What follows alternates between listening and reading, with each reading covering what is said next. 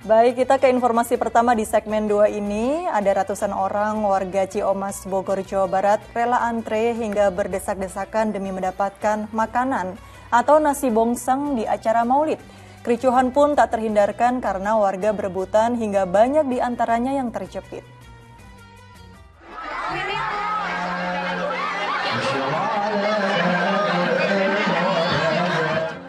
Warga Ciomas, Bogor, Jawa Barat ini nekat berebutan hingga berdesak-desakan.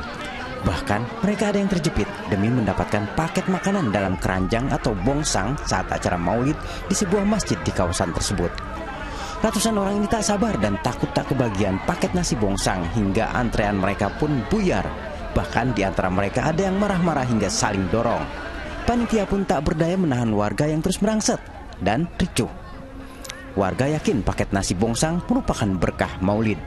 Karena memang dari tahun ke tahun antusias warganya itu sangat semangat sekali, apalagi mengenai untuk bongsang sendiri.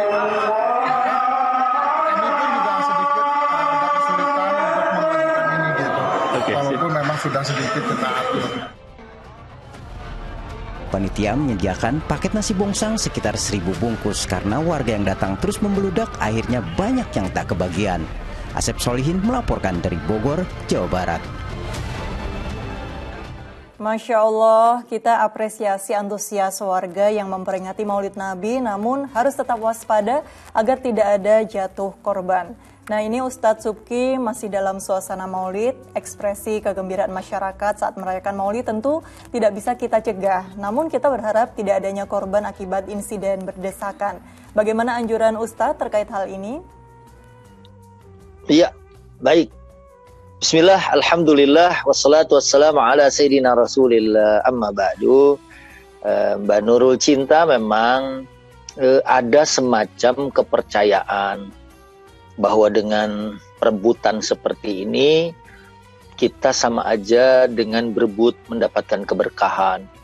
Ya, bukankah di Ka'bah juga tadi ya saat orang mau mencium Hajar Aswad kan semuanya berlomba-lomba. Dan di dalam Al-Quran juga ada ayat fastabiqul khairat. Artinya diperintahkan kita berlomba-lomba untuk mendapatkan kebaikan. Begitu juga ada ayat ya supaya kita ini tanafus, ya, artinya berlomba-lomba. Ya, ini bagian dari usaha kita untuk mendapatkan kebaikan dan keberkahan. Ini tidak bisa kita pungkiri gitu. Memang kita harus ya berlomba, dan memang kita sejak dari masih alam sebelum janin malahan, ya bukankah bahan dasar manusia itu kan tadinya dari sekumpulan sperma yang kemudian mengejar atau mencoba membuahi telur. Memang berusaha keras, kemudian tanafus, al-musabaqah, ya, artinya berlomba-lomba dalam kebaikan adalah merupakan sesuatu yang mesti kita lakukan untuk mencapai atau mendapatkan kebaikan. Itu satu sisi. Tapi kalau ditanya kepada saya pribadi gitu ya, saya pernah ceramah waktu itu Maulid di beberapa tempat, di Makassar ya, kemudian di Bali. Saya ingat waktu itu di halaman markas TNI Angkatan Laut ya, saya ingat jamaah itu berebut telur ya. Jadi telur yang sudah dihias kemudian setelah selesai itu kemudian diperebutkan oleh jamaah. Ada yang terinjek-injek, ada yang ya telurnya malah nggak jadi kemakan gitu karena berebut pecah. Akhirnya kemudian saya ambil mic gitu, saya bilang, ayo ambil secara tertib gitu ya. Saya tanya panitia, telurnya ada berapa? Ada 3.500 telur. Jamaah yang hadir memang 5.000. Kemudian saya mengambil inisiatif gitu. Ini pendapat saya pribadi aja ya. Ya udah, yang sekarang dapat telur, saya doakan mudah-mudahan berkah. Yang nggak dapat telur hari ini, saya doakan besok dapat ayam, dapat kambing, dapat sapi. Ya, ini cuma kemudian siapa yang hari ini mendapat duluan, maka ya dialah yang kemudian menjadi berhak untuk mendapatkan berkah yang sekarang. Nah, kemudian setelah itu berlangsung tertib gitu. Ya, akhirnya dia bahkan yang udah dapat aja dia bilang, nih buat kamu aja telurnya. besok saya dapat ayam katanya. Lah, ini kan sebetulnya ya apa ya? Di samping untuk menenangkan supaya tidak ada korban, ya supaya juga telurnya bisa dimakan. So kalau mereka berebut telurnya hancur, akhirnya jadi mubazir. Innal mubazirina kanu ikhwana syayatin. Ya akhirnya ini pendapat pribadi saya, kemudian saya atur seperti itu sehingga mereka kemudian mengambil telur dengan tertib. Ya, kalau kayak ini ada yang kejepit, ada yang segala macam, kita kan takut kalau ada yang luka dan lain sebagainya. Ya niatnya untuk berlomba mencari berkah, niatnya untuk berlomba menggapai kebaikan, mudah-mudahan sudah sampai di sisi Allah Subhanahu wa Ta'ala. Tapi kalau ditanyakan kepada saya pribadi, ya saya mencium Hajar Aswad juga begitu. Ya, saya tidak mau ijaz, artinya bikin orang lain terganggu, tidak mau menyikut, tidak mau mukul. Saya mencium Hajar Aswad waktu itu baris dari rukun Yamani sampai ke rukun Hajar Aswad. Kemudian satu persatu kita mencium secara bergantian. Tapi memang sekarang saya sudah tidak menemukan lagi cara mencium Hajar Aswad seperti itu. Itu saya ketemu begitu tahun 2005 gitu ya. Sekarang orang cenderung ingin malah ada yang kadang-kadang sikut-sikutan. Ya kalau menurut saya ya itunya oke, berebut mencari kebaikan, berebut mencari berkah. Tapi kalau ditanyakan kepada saya pribadi, ya lebih baik kalau orang itu udah punya kupon, kemudian tinggal ditukarkan untuk mendapatkan barakat itu atau berkat ya. Kemudian yang nggak kebagian namanya dicatat, nanti akan dapat makanan berkat atau berkah susulan berikutnya. Wallahu ta'ala anhu a'lam. Insya Allah, amin. Jadi sebetulnya yang terpenting adalah keutamaan agar tidak membahayakan diri sendiri ataupun orang lain. Dan ada saja sebetulnya cara ya Ustadz agar warga ini tidak berebut seperti yang tadi Ustadz Subki sampaikan. Nah ini Ustadz Subki, maulid dengan segala ragam cara masyarakat mengekspresikannya, ada pawai obor, bersedekah, dan lain sebagainya. Sebenarnya apa yang perlu kita renungi atau resapi saat peringatan maulid Nabi Muhammad SAW ini Ustadz? Ya, Allahumma shalli ala Sayyidina Muhammad, yang memang Nabi adalah cahaya. Ya, Nabi adalah pelita dalam kegelapan. Ya, bahkan dia adalah dalam syair dikatakan anta syamsun anta badrun anta nurun fawqa nuri. Engkau adalah laksana matahari, laksana bulan. Kita tahu kalau di padang pasir gini, penunjuk arah itu adalah matahari dan bulan. Bulan terutama pada malam hari ya, saat orang lewat rasinya, bintang, bulan arahnya, kemudian kita mengetahui arah. Nah, dan juga kemudian ada cahaya yang menerangi. Nah, kalau beliau adalah cahaya, beliau adalah rahmat, beliau adalah penerang dalam kegelapan, maka yang patut kita lakukan yang pertama adalah bersyukur ya. Dan kemudian setelah bersyukur karena dengan kedatangan beliau yang bergembira itu bukan cuma manusia tapi bahkan seluruh alam ini. Karena di dalam ayat juga dikatakan wa ma arsalnaka illa rahmatan lil alamin. Ya, tidaklah diutus ya baginda Nabi SAW kecuali menjadi rahmat dan keberkahan bagi seluruh alam. Ya, oleh karena itu yang pertama harus kita lakukan mensyukuri. Ya, dan kemudian kalau kita syukur, maka kita terima nikmat dari Allah ini dengan menjalankan sunnah-sunnahnya.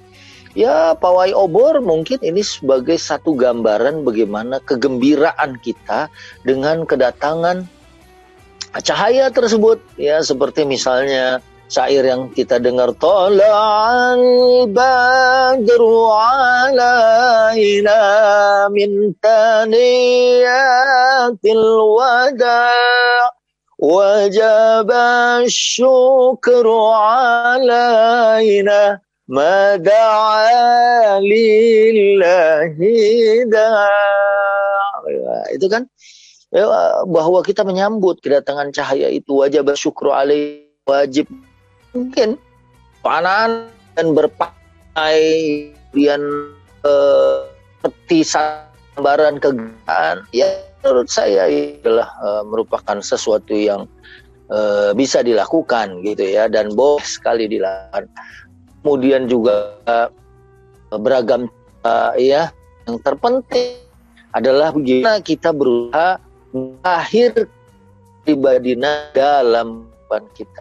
mentahkan di dalam keseharian kita, insya Allah betul dianggap pencinta Rasulullah Sallallahu Alaihi Wasallam. Insya Allah, amin ya rabbal Begitu. alamin. Iya, betul sekali Ustadz. Nah ini terakhir, kebetulan kan sekarang Ustadz Suki lagi ada di kota Mekah, Arab Saudi. Adakah acara khusus di sana yang Ustadz buat dengan para jemaah atau masyarakat sekitar untuk menyambut Maulid Nabi ini? Ya, memang kalau di Saudi ini mungkin berbeda ya dengan di tanah air. Atau mungkin Malaysia, Singapura, Brunei ya, yang memang umumnya di Asia Tenggara itu punya cara tersendiri ya untuk menyambut kelahiran Rasulullah SAW. Kalau di negara Saudi kan memang mereka memandang bahwa memperingati kelahiran Nabi adalah bukan merupakan syariat ya, tapi itu nggak apa-apa lah ya, karena masing-masing kita punya cara pandang tersendiri. Yang penting ya saat kita kemudian di bulan Maulid ini berusaha untuk melahirkan akhlak yang mulia Rasulullah dalam kehidupan. Memang sih jamaah selama musim Maulid ini di Madinah, bahkan kemarin di awal-awal datangan saya, wah itu membludak luar biasa. Dan bahkan ada beberapa jamaah yang saya jumpai pas tanggal 12 Rabiul Awal itu mereka sambil berpuasa ya, mereka kemudian menyambut kelahiran Rasulullah itu, tapi itu dilakukan oleh masyarakat Indonesia ya. Masyarakat Indonesia dia bilang kita ingin betul-betul bersyukur dan bergembira dan merayakannya dengan menjalankan ibadah dan ketaatan. Ada yang berumroh ya, ini adalah satu amal puncak ya, karena haji dan umroh adalah rukun Islam yang kelima ya, maka kita menginginkan tanda syukur kita dengan kehadiran Rasul adalah dengan melaksanakan ibadah dan ketaatan. Adapun warga Saudi ya, masyarakat Saudi, ulama-ulama Saudi yang secara umum ada berbeda sudut pandang di dalam dakwah ya, dan juga di dalam masalah fikih ya. Kayak fikihnya aja secara negara kan Saudi ini mazhabnya Hambali, sementara Indonesia bermazhab secara umum kebanyakan adalah bermazhab Syafi'i ya. Yang paling gampangnya aja gitu ya, kalau sholat subuhnya di sini kan tidak pakai kunut, sementara kebanyakan, walaupun di Indonesia juga ada yang tidak membaca kunut gitu ya, itu kebanyakan di Indonesia membaca kunut. Atau misalnya saat imam membaca Fatihah ya, kalau di tanah air kita orang membaca basmalahnya itu jahar ya kan, Bismillahirrahmanirrahim, Alhamdulillahirabbil alamin. Kalau di sini kan mereka membacanya sir, mereka membacanya secara secara pelan gitu ya. Bismillahirrahmanirrahim. Alhamdulillahirabbil alamin, baru ya. Kemudian selanjutnya awal surat juga mereka tidak baca basmalah. Ini ya karena memang ada perbedaan di dalam masalah-masalah fikih dan juga di dalam masalah-masalah dakwah gitu. Ya, Masya Allah. Iya, baik Ustadz. Jadi setiap warga negara punya caranya masing-masing. Yang terpenting kita bisa menjadi manusia yang lebih baik dengan terus meneladani sikap dan sifat dari Rasulullah SAW. Amin.